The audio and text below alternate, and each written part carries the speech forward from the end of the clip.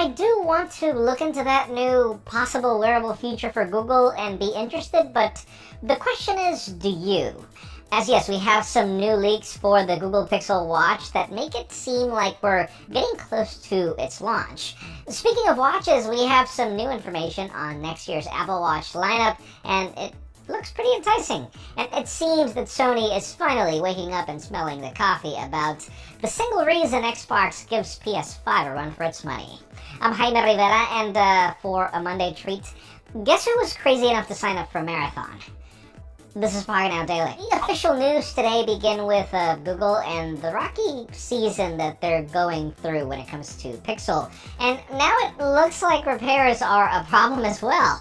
We have a new report from The Verge which claims that the personal information, including internet accounts, data, photos, and email of a user's Pixel 5a were compromised when she sent her phone in for repair through Google's mail-in repair service. The report says that this is at least the second report they've seen in the past few weeks, with the other person claiming their phone got hacked when they sent it in. When it comes to this case, she sent her broken phone back in October, and even though she was charged for the repair, she never received the device after it happened, and her Pixel disappeared.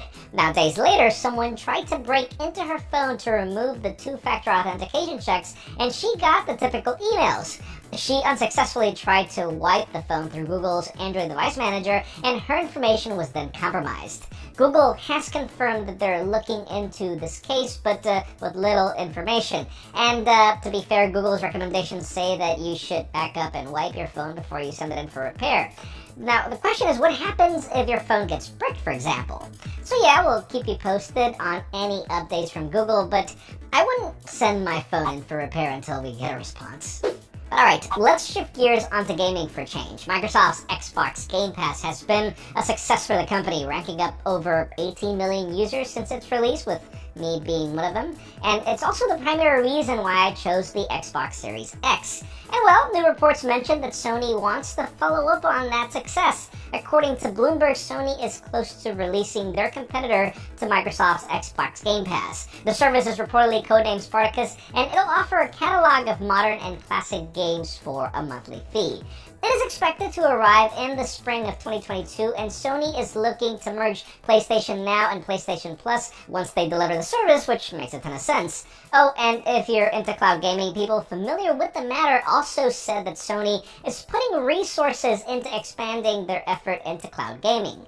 But back to Spartacus, it'll have multiple tiers, with the base tier mirroring what you currently get with PlayStation Plus, which only means a few free games every month. The mid-tier would give users access to a substantial amount of PS4 games and PS5 games in the future, with the highest tier having extended game demos, online streaming, and legacy games. We know that Sony has been outselling Microsoft for years when it comes to consoles, but let's see how they compete with this subscription, because Game Pass is honestly pretty cool.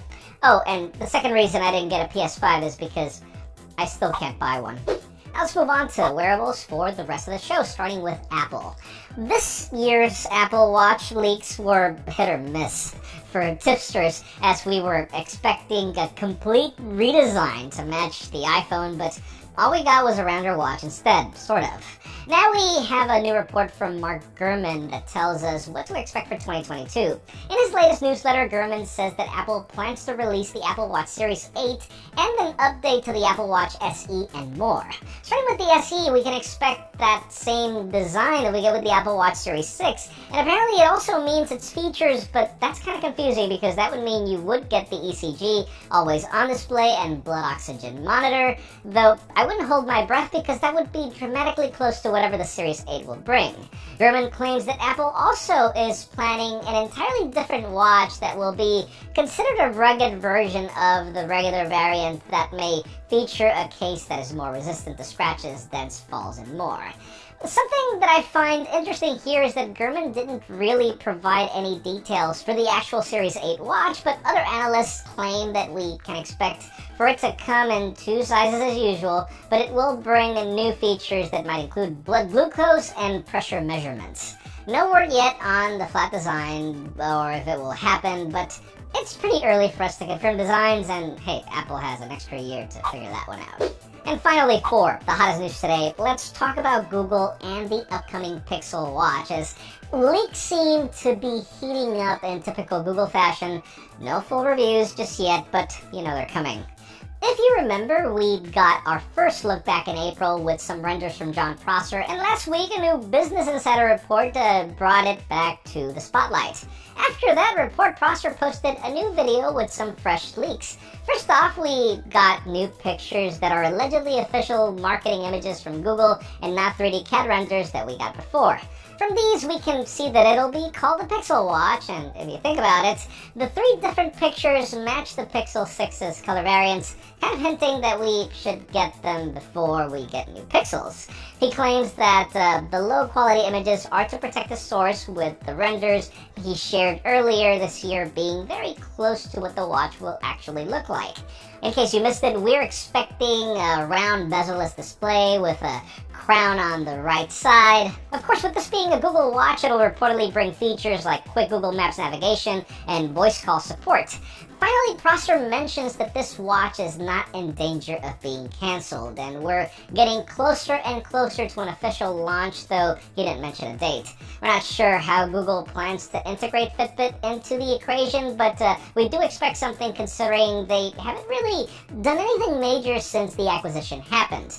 So yeah, Business Insider's claim says that spring 2022 might be the date, but in today's question list, no, I mean, what would you want from a Pixel Watch to consider one? Because in my case, anything less than everything that the Apple Watch can already do pretty well would be a complete waste of money and time for consumers.